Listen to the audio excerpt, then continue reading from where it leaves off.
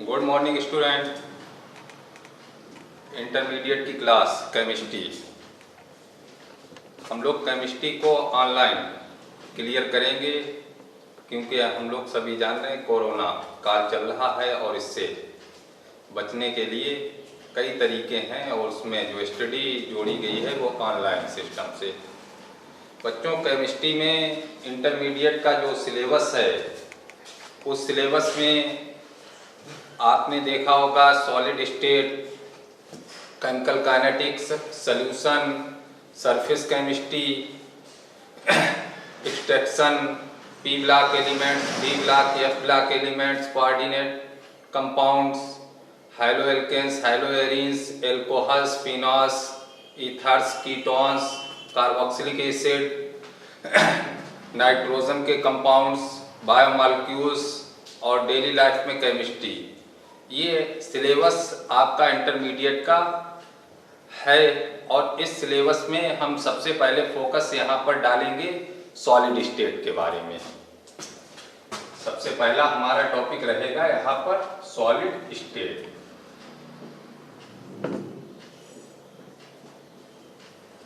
हिंदी में इसे क्या कहते हैं? ठोस अवस्था। बच्चों, क्या कहते हैं इसे? ठोस अवस्था। अवस्थाओं का तो सभी को ज्ञान होगा। कोई स्टूडेंट एक ठोस पदार्थ का नाम बताए, ठोस पदार्थ का। ठीक बताया है पत्थर। पत्थर को क्या माना गया है? ठोस। ऐसे ही आपने देखा होगा कि पदार्थ की जनरली 3 अवस्थाएं होती हैं। उसमें एक ठोस अवस्था आती है, दूसरी द्रव अवस्था आती है, तीसरी गैस अवस्था आती है। तो यहाँ पर हम क्लियर कर रहे हैं ठोस अवस्था को। और जब ठोस अवस्था को हम क्लियर करते हैं तो जैसा कि हम इसकी परिभाषा शुरू से जानते हैं कि पदार्थ की ऐसी अवस्था जिसका आकार और आयतन दोनों निश्चित होते हैं। ये आपने बहुत छोटी सी क्लास में पढ़ा होगा, आकार व आयतन निश्चित होता है तो उसे ठोस कहते हैं। अब यहाँ पर बहुत सारे ठोसों के बारे में जानते हैं। जैसे अभी हमने लिख दिया था पत्थर एक ठोस है, ईंट ठोस है, लकड़ी ठोस है, इसी प्रकार से अधिकांशतः धातुएं ठोस हैं। बहुत सारी चीजें आपकी ठोस में शामिल होती हैं।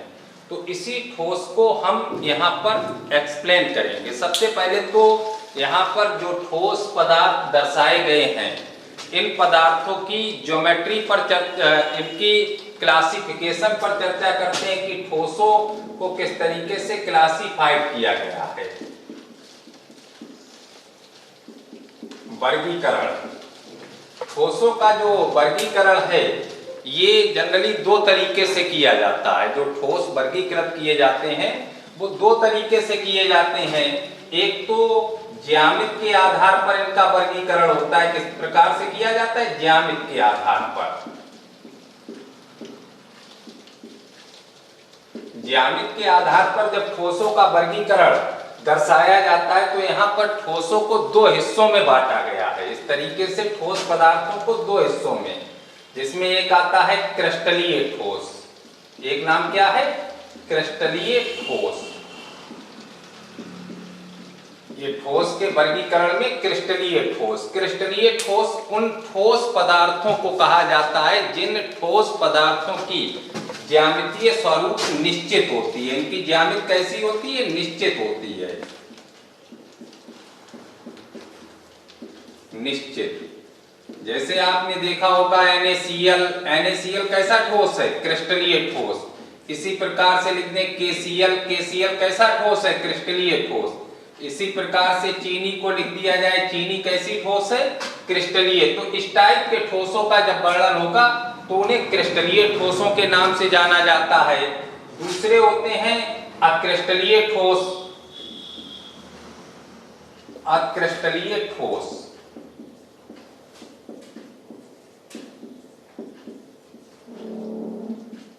Amorphous solid. इन्हें इंग्लिश में क्या कहते हैं? Amorphous solid. बहुत सारे ठोस आपने इस तरीके से देखे होंगे बच्चों कि उन ठोसों का ज्यामितीय स्वरूप जब क्लियर करते हैं तो वो निश्चित नहीं होता है। जिस तरीके से हम लोग डिफाइन करते हैं कि द्रवों की आकृति अनिश्चित होती है, ऐसे ही कुछ ठोस भी होते हैं जिनकी ज्यामिति निश्चित नहीं होती है। अनिश्चित और अनिश्चित ज्यामिति किस अवस्था की होती है बच्चों? द्रव अवस्था की। द्रव अवस्था की ज्यामिति भी अनिश्चित होती है। इसी कारण जितने भी अक्रिस्टलीय ठोस होते हैं उन अक्रिस्टलीय ठोसों को अतिशीतित द्रव भी कहते हैं। क्या कहते हैं? अतिशीतित द्रव। अतिशीतित द्रव किसे कहा जाता है? अक्रिस्टलीय ठोसों को। ये ठोस तो होते हैं लेकिन ठोसों की भांति ज्यामिति को नहीं दर्शाते हैं, इसलिए इन्हें आभासी ठोस भी कहते हैं। नाम इनका ये भी है, आभासी ठोस। अब आभासी ठोस में आप कौन कौन सी चीजें देखते हैं? जैसे हमने देखा होगा कांच। कांच क्या है? एक आभासी ठोस। इसी प्रकार से हम यहाँ पर लिख दें रबड़। रबड़ क्या है? आभासी ठोस है। तो एक तो क्लासिफिकेशन इस तरीके से यहाँ पर ठोसों का आ जाता है। दूसरा क्लासिफिकेशन इनकी, दूसरा जो इसका क्लासिफिकेशन हम यहाँ पर क्लियर करेंगे, दूसरा क्लासिफिकेशन है इनका फोर्स के आधार पर, बल के आधार पर।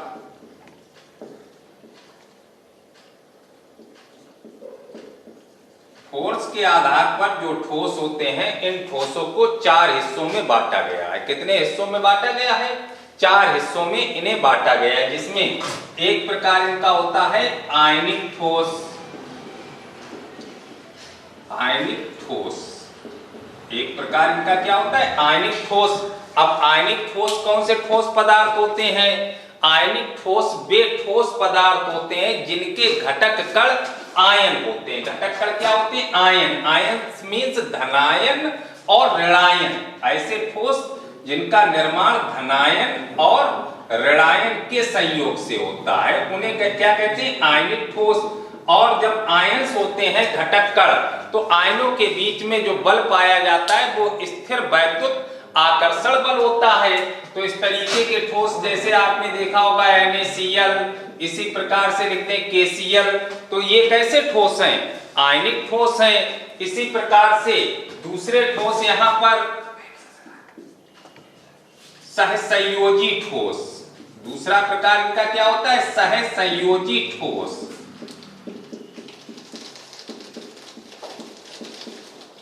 सहसंयोजी ठोस। सहसंयोजी ठोस। सहसंयोजी ठोस कौन से पदार्थ होते हैं? जिनके घटक कण परमाणु होते हैं। घटक कण कौन होते हैं? परमाणु।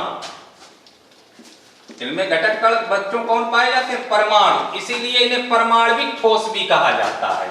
इनका एक नाम क्या दिया गया है? परमाणविक ठोस, क्योंकि घटक कण परमाणु होते हैं। परमाणविक ठोस। और ये जो परमाणु होते हैं वो इस तरीके से एक दूसरे के साथ में, जैसे ये परमाणु हैं, अब इनके जो जुड़ने का क्रम होता है तो इस प्रकार से एक दूसरे से जुड़े रहते हैं कि एक जाल टाइप की इनकी संरचना प्राप्त हो जाती है। किस टाइप की संरचना प्राप्त हो जाती है? जाल टाइप की। तो इसलिए इन्हें जालक ठोस भी कहा जाता है। इन्हें किस नाम से और जानते हैं? जालक ठोस के नाम से भी इन्हें जाना जाता है। जितने भी सहसंयोजी ठोस होते हैं, जैसे आप देखते होंगे ग्रेफाइट बहुत मजबूत स्ट्रॉन्ग सॉलिड होते हैं, ग्रेफाइट। इसी प्रकार से डायमंड का वर्णन कर दिया जाए तो डायमंड ये कैसा ठोस है? हीरा, जालक ठोस। इसी प्रकार से सिलिकॉन कार्बाइड ये कैसे ठोस है? जालक ठोस है। तो ये दूसरा टाइप इनका ठोसों का आता है। इसके बाद में तीसरा इनका प्रकार होता है आणविक ठोस। आणविक ठोस तीसरा प्रकार इनका क्या रहता है? आणविक ठोस। आणविक ठोस का मतलब होता है जिनके घटक कण अणु होते हैं। इनके घटक कण क्या होते हैं? अणु। अणुओं के बीच में जो बल पाया जाता है वह कौन सा बल होता है? वान डर वाल्स बल। यहाँ पर कौन सा बल कार्य कर रहा है? वान डर वाल्स बल। जैसे आपके सामने लिखा हुआ है बर्फ। बर्फ कैसा ठोस है? आणविक ठोस है। इसी प्रकार से लिखते हैं ठोस CO2। ठोस CO2 कैसा ठोस है? आणविक ठोस है। इसी प्रकार से चौथा पैटर्न होता है इनका धात्विक ठोस। धात्विक ठोस मेटेलिक सॉलिड। मेटेलिक सॉलिड से अभिप्राय होता है कि जिनके घटक कण मेटल्स होते हैं, धातुएं होती हैं। इनके घटक कण क्या है? धातुएं। और धातुओं के बीच में जो बंध पाया जाता है उस बंध को क्या कहते हैं? धात्विक बंध। तो इस तरीके के जो जितने भी ठोस होते हैं वे सब क्या कहलाते हैं? धात्विक ठोस। सभी धातुएं इस वर्ग में शामिल होती हैं, सभी धातुएं। तो इस प्रकार से तो हमने यहाँ पर इनके क्लासिफिकेशन की चर्चा की है। अब जो इनका क्लासिफिकेशन आया है, अब जनरली ये तो पिछली बातें हैं, हमें यहाँ पर इंटरमीडिएट के कोर्स में इन्हीं सॉलिड की ज्योमेट्री पर प्रकाश डालना है और समझना है कि किस तरीके से इन्हें एक्सप्लेन किया जाता है। सॉलिड स्टेट की ज्योमेट्री पर अध्ययन शुरू करते हैं और सॉलिड स्टेट की ज्योमेट्री को जानने के लिए सबसे पहले हम ठोस की यूनिट पर प्रकाश डालते हैं कि ठोस की यूनिट क्या होती है। सभी पदार्थों की अपनी यूनिट होती है, जैसे बॉडी की कोशिका होती है, इसी तरीके से मकान की ईंट होती है, दूरी की मीटर होती है। इसी प्रकार से ठोस की भी अपनी एक यूनिट होती है जिसे कहते हैं यूनिट सेल। इसे नाम दिया जाता है, क्या नाम देते हैं? यूनिट सेल,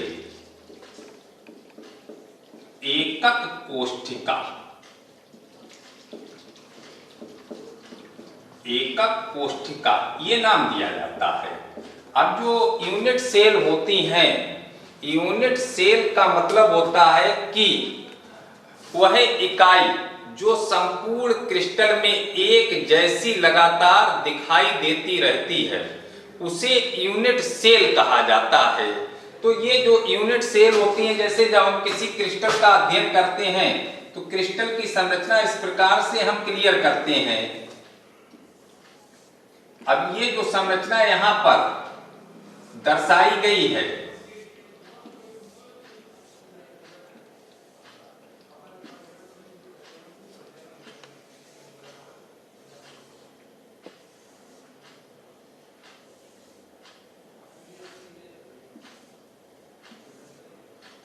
इस प्रकार की जो संरचना ये एक जालक है। अब इस जालक में एक छोटा सा खंड यहां से अगर निकाल लिया जाए, ये जो जालक बना हुआ है इस जालक में छोटे छोटे से खंड निकाल लिए जाएं तो जो एक खंड यहां पर प्राप्त हो जाएगा उस खंड का नाम होता है यूनिट सेल। अब ये यूनिट सेल में ही परमाणु उपस्थित होते हैं और परमाणु यूनिट सेल में कहां पर उपस्थित होते हैं, इस कंडीशन के आधार पर यूनिट सेल कई तरीके की होती हैं। जो इनका प्रकार होता है यूनिट सेल का, जनरली हम यूनिट सेल का प्रकार यहां पर जब क्लियर करते हैं तो ये कई तरीके की होती हैं। अब इनके प्रकार का वर्णन होता है इनमें उपस्थित कणों की व्यवस्था के आधार पर। किस आधार पर वर्गीकरण रहता है कि कणों में जो यूनिट सेल में कण पाए जाते हैं वह कहां कहां पर प्रेजेंट हैं। तो इस आधार पर जब देखते हैं तो एक यूनिट सेल होती है सरल यूनिट सेल, सरल या आद्य यूनिट सेल। अब सरल यूनिट सेल कैसी होती हैं, जैसा कि हम एक चित्र यहां पर क्लियर कर रहे हैं, ये तो हमारे पास में एक यूनिट सेल है।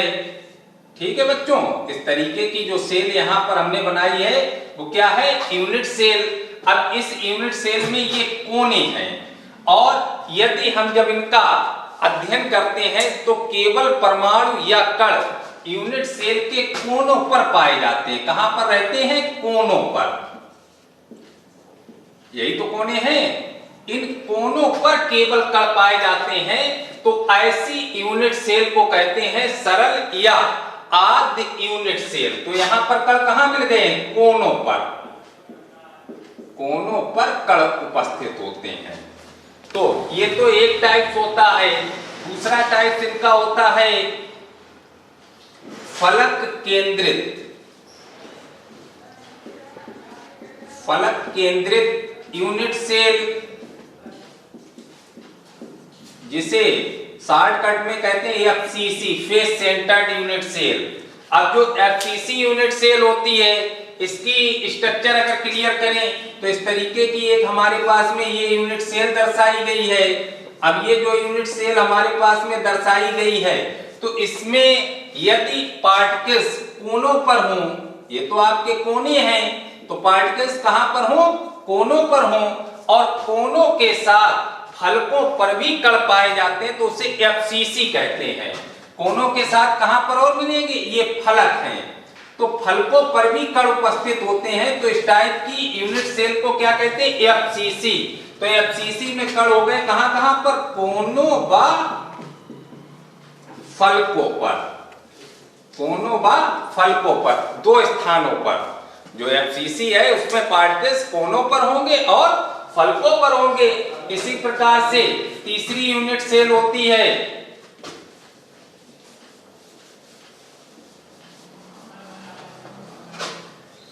अंतः केंद्रित यूनिट सेल।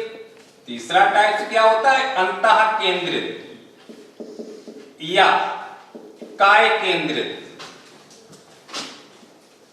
काय केंद्रित यूनिट सेल तीसरा टाइप है। इसे कहते हैं बीसीसी। क्या कहते हैं? BCC, body centred cubic crystal. तो जो बीसीसी है इसकी स्ट्रक्चर देखें। अब इसमें बीसीसी में जो पार्टिकल्स होते हैं कोनों पर होते हैं। इसमें पार्टिकल्स कहां पर होते हैं? कोनों पर पाए जाते हैं, और कोनों के साथ पार्टिकल्स केंद्र में भी उपस्थित होता है। दो जगह पर इसमें भी पार्टिकल्स हैं, कोनों पर और केंद्र पर। जब कण कोनों और केंद्र दो स्थानों पर रहते हैं तो उसे बीसीसी यूनिट सेल कहा जाता है।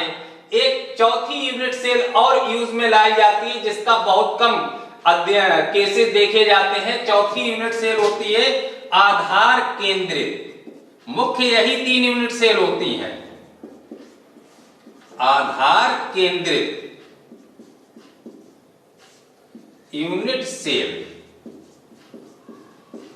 आधार केंद्रित यूनिट सेल इस तरीके की यूनिट सेल होती है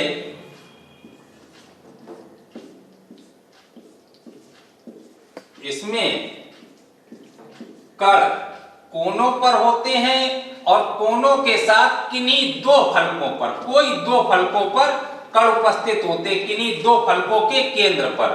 कोनों व किन्हीं दो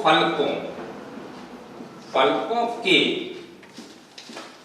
केंद्र पर, तब इसे कहते हैं आधार केंद्रित यूनिट सेल। तो जब भी ठोसों को क्लियर करते हैं तो सबसे पहले ठोस में इनका यूनिट सेल क्लियर कर लिया जाता है कि ठोस किस यूनिट सेल से बनी हुई है। तो ये चार टाइप्स इनके यूनिट सेल के यहाँ पर कंफर्म किए जाते हैं। और इसी के साथ में इस केमिस्ट्री या फिजिक्स में जो भी आपको क्लियर करना है, इसके नोट्स चाहिए हैं, उन्हें क्लियर करना है, अध्ययन गुरु में आप पहुंचिएगा और वहीं से सारी चीजें आपके सामने उपस्थित हो जाएंगी।